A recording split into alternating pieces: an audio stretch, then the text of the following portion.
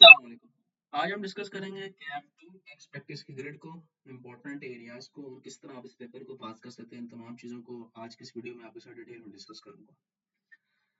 Text के paper का जो सबसे बड़ा रीजन है फेलियर होने का वो ये है कि स्टूडेंट जो है वो न्यूमेरिकल के साथ थ्योरेटिकल चीज़ों को जो है वो इम्पोर्टेंस नहीं देते। तकरीबन 60% का अगर न्यूमेरिकल है तो 40% की थ्योरी भी जो है वो यहाँ पर टेस्ट की जाती है। तो आपने दोनों चीज़ों को अपनी अपनी जगह पे इम्पोर्टेंस देनी है, अदरवाइज आपका पेपर फेल हो सकता है। अगर मैं ग्रिड की बात करूं तो ICAP ने आपकी बुक को 3 हिस्सों में डिवाइड किया है। पहले ग्रिड ए है जिसके अंदर आपके स्टार्टिंग के 3 चैप्टर्स कवर है और ये तकरीबन 5 से 10 मार्क्स तक की वेटेज रखते हैं और इनको हर अटेम्प्ट में ICAP जो है वो टेस्ट करता है। तो पहले 3 चैप्टर आपको अच्छे तरीके से आने चाहिए ताकि आप ये इजीली अपने 5 से 10 मार्क्स में से तकरीबन 8 या 7 मार्क्स जो है वो इजीली अपने स्कोर कर सकें। तो यहाँ पर आपने इस ग्रिड को इंतहाई इंपॉर्टेंस देनी है, पहले 3 चैप्टर। उसके बाद हमारे पास ग्रिड भी आ जाती है इनकम टैक्स लॉस की, जहां पर चैप्टर 4 से लेकर चैप्टर 16 तक आपके स्टेट टैक्स के कवर किए जाते हैं। ये तकरीबन आपके पास 60 से 75 मार्क्स का ये एरिया बनता है। यहाँ पर थ्योरेटिकल लिहाज में आपको चैप्टर नंबर 4 जो है वो याद करना है थ्योरेटिकल सेंस में। बाकी जो है वो आप न्यूमेरिकल सेंस में ही चैप्टर्स कवर करते जाएंगे तो साथ साथ उसकी थोड़ी बहुत थ्योरी भी आपके साथ कवर हो जाएगी। इनकेस अगर वो आता है तो आप उसको हैंडल कर सकते हैं। Income from property, income from salary, income from capital gain, other source, ये सब आपको उसके ऊपर ग्रिप होनी चाहिए। आपको रिबेट्स का पता होना चाहिए, आपको टैक्स क्रेडिट का पता होना चाहिए, किस तरह हम जो है उसको लेके चलेंगे, किस तरह हम इनकम फ्रॉम सैलरी निकालेंगे, बेसिक सैलरी किस तरह निकालेंगे, मेडिकल अलाउंस के कौन कौन से जो है वो क्राइटेरिया है, हाउस रेंट अलाउंस के कौन कौन से क्राइटेरिया है। तो ये सारा अगर आपको पता होगा आप चीजों को मैनेज कर सकते हैं।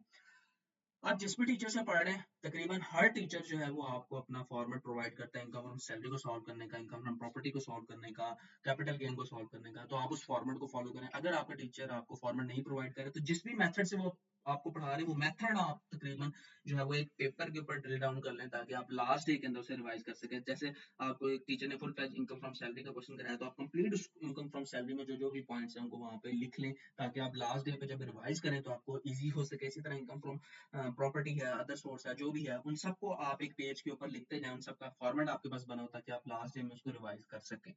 टैक्स के अंदर आपको रूल्स के ऊपर आपकी ग्रिप होनी चाहिए। आपको पता होना चाहिए 10% बेसिक सैलरी का मेडिकल अलाउंस एग्जम्प्ट होगा या नहीं होगा, या क्या सर्कमस्टांसेस होंगे जिसके अंदर मेडिकल अलाउंस एग्जम्प्ट होगा, बेसिक सैलरी में किस तरह कैलकुलेट करूंगा, ठीक है, मैं हाउस रेंट अलाउंस को किस तरह इनकॉर्पोरेट करूंगा, मैं किस तरह चीजों को लेकर चलूंगा, मैं सैलरी के ऊपर कौन सा स्लैब रेट लगाऊंगा, किस सैलरी के ऊपर कैसे स्लैब रेट लगाऊंगा, किस तरह मैं जो हूँ वो टैक्स को कैलकुलेट कर पाऊंगा स्लैब रेट के अंदर फॉल करवा के, कैपिटल गेन का मैं क्या करूंगा, मैं फलां चीज का क्या करूंगा, अदर सोर्स की इनकम का क्या करूंगा। तो ये सब चीजें आपको पता होनी चाहिए, तभी आप जो है वो उसको इनकॉर्पोरेट कर सकते हैं। तो यानी कि आपकी ग्रिप जो है वो रूल्स के ऊपर होनी चाहिए। टैक्स के जो रूल्स हैं उनके ऊपर आपकी ग्रिप होनी चाहिए। आपको पता होना चाहिए कि मैंने अकाउंटिंग डेप्रिसिएशन का क्या करना है, मैंने टैक्स डेप्रिसिएशन का क्या करना है, इन डिविजिबल एक्सपेंसेस क्या होते हैं, डिविजिबल एक्सपेंसेस क्या होते हैं। तो ये सारी चीजें आपको तभी आएंगी जब आप बार बार टैक्स को रीड करेंगे, ठीक है, और टैक्स के लॉज आहिस्ता आहिस्ता आपके दिमाग में जो है वो फीड इन होते जाएंगे। तो जब भी आप क्वेश्चन को सॉल्व करेंगे तो आपको ऑटोमेटिकली आपके माइंड में जो है वो क्लिक करना शुरू हो जाएगा पॉइंट के मैंने इस लाइन का, इस एडजस्टमेंट का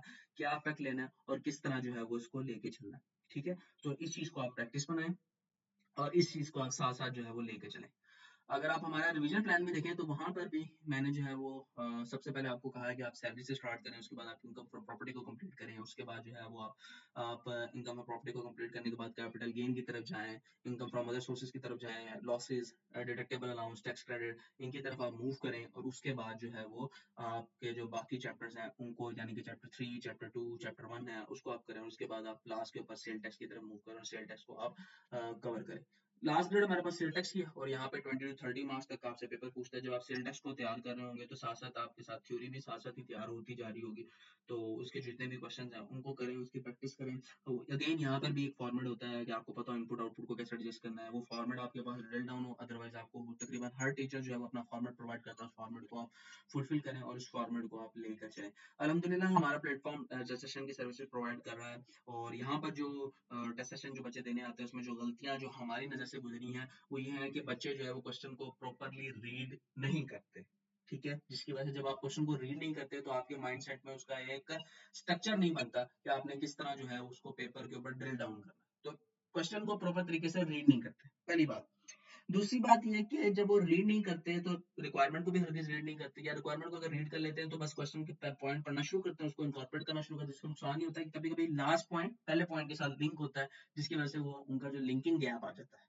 इसके अलावा एक ही एडजस्टमेंट के ऊपर काफी देर अपनी जाया करते हैं। देखें, जो न्यूमेरिकल पेपर है उसके अंदर आपको हर स्टेप्स के मार्क्स मिलते जाएंगे, तो आपने कोशिश करनी है कि जो भी आपको पॉइंट समझ आ रहा है उसको पढ़े, रीड डाउन करें, उसकी जो भी वैल्यू आपको लगती है वो आप लिखें और आगे मूव ऑन करते जाएं। जैसे इनकम फ्रॉम सैलरी, अगर सैलरी में आपने बेसिक सैलरी गलत निकाल दिया तो उसके मार्क्स नहीं मिलेंगे, बाकी नीचे जो भी आपने किया वो सबके आपको मार्क्स मिलेंगे। ठीक है, जैसे आपने अगर टैक्स रेट सही लगाया है तो सही उसके आपको मार्क्स मिलेंगे, आपने क्रेडिट सही लगाया है, लॉसेस सही निकाले हैं, चीजें सही इनकॉर्पोरेट किया, आपको उसके मार्क्स मिलेंगे। तो आपने हर स्टेप को परफॉर्म करना है, जो नहीं समझ आ रहा है उसको assumption लेनी है और आगे मूव ऑन करते जाना है। ये पूरे आपने टेक्स्ट के अंदर जो है वो अपनी इस चीज को प्रैक्टिस बना लेना है, तभी आप इस पेपर को जो है वो इजीली पास कर सकेंगे। थ्योरी के ऊपर आपने इंतहाई इंपॉर्टेंस देनी है, क्योंकि पहले 3 चैप्टर्स ही आपके जो है वो 5 से 10 मार्क्स कवर कर रहे हैं। इसी तरह चैप्टर नंबर 4 है आपके पास रिसर्च असेसमेंट अपील, ये 3 चैप्टर इंतहाई इंपॉर्टेंट है। ये 3 चैप्टर भी जो है वो आपके पास थ्योरी के लिहाज में, थ्योरी के लिहाज में अगर मैं आपसे बात करूं तो चैप्टर 1 2 3, उसके बाद जो आपने नेक्स्ट चैप्टर तैयार करने हैं वो रिटर्न असेसमेंट अपील वाले चैप्टर्स हैं। ये 3 चैप्टर्स आपने लाजमी तैयार करना है।